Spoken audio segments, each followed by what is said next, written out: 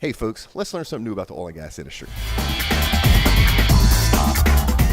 All right, folks, we're sitting in Nirvana Restaurant in beautiful Houston, Texas. We just had a great meal. I'm here with Harry, Tan, and Sandro, with Industrial Avenue Technologies. And we're going to talk a little bit about something that we were talking about over lunch, and I didn't even know this was going on in industry. But evidently, the big companies in the last 20 or 30 years have had to really look at their financial situations because they operate globally. And they need to look at their cash reserves and the way they handle their money differently in each country to maximize their profitability and even their shareholder value. And after talking to these guys during lunch, we came to find out that this is also going on here in North America with a lot of these smaller operating companies, the service companies in particular, that just a few years ago was a two-man shop, and they had one truck, and they did their accounting in a checkbook. Well, now this small service company that serves these frac fields is now a $100 million a year business, and they have 37 employees, and they have payroll issues, and the CFO is struggling with how to modernize his business, especially when they start looking at operating globally. So, Tan, we're going to start with you. I rattled off a bunch of stuff. You want to kind of comment on some of your experience in working with the service companies and how they need to modernize their treasury? Sure. When we first started at Industry Avenue 15 years ago, one of our first clients happened to be one of the largest oil field services company out there. And 15 years ago, I guess they were around a $5 billion company or $10 billion company, and they've grown, fourfold by now.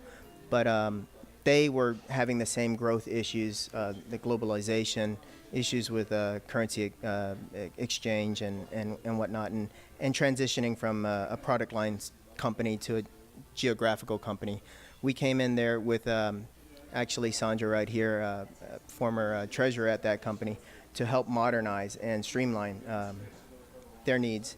And we see the same things happening now as more mid-tier companies are going through the same growing pains as well. So yeah, thank you.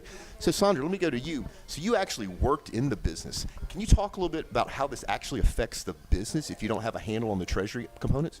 Sure. As companies expand overseas and they have to deal with all the issues of cash repatriation and funding of their operations, DSO and so on, if they don't get a good handle on that, they can run into problems with everywhere from fraud to having to use a tremendous amount of cash and debt and funding that the company could use to grow much more faster, but now are limited by a number of factors.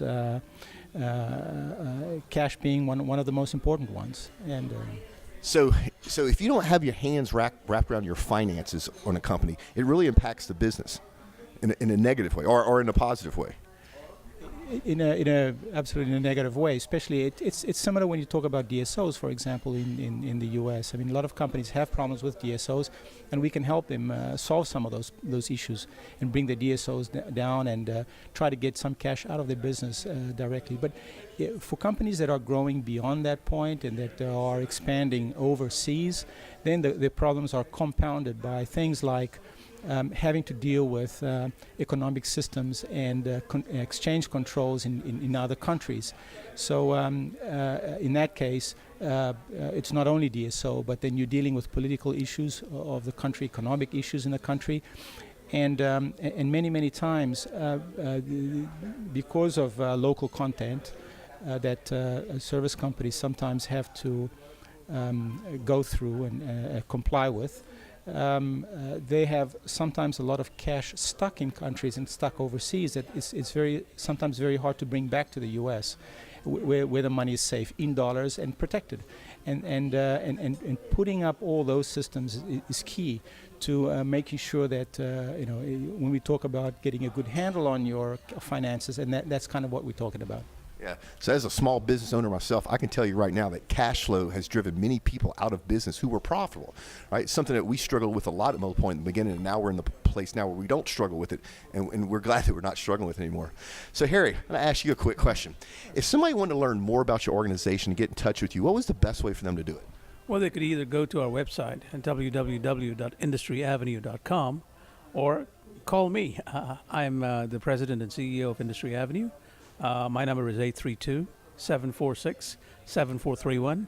And as somebody who has managed and driven treasury services for my clients for the past 14 years. I'm available 24/7. All right, folks, so quit writing notes down. I'll put a link in the show notes, both to Harry's website, and we'll also stick his phone number up. Harry, you may be getting some strange phone calls because my audience is kind of out there sometimes. So hopefully, folks, this helps you learn something new about the oil and gas industry. I definitely have learned a lot during this lunch. We will see you next time.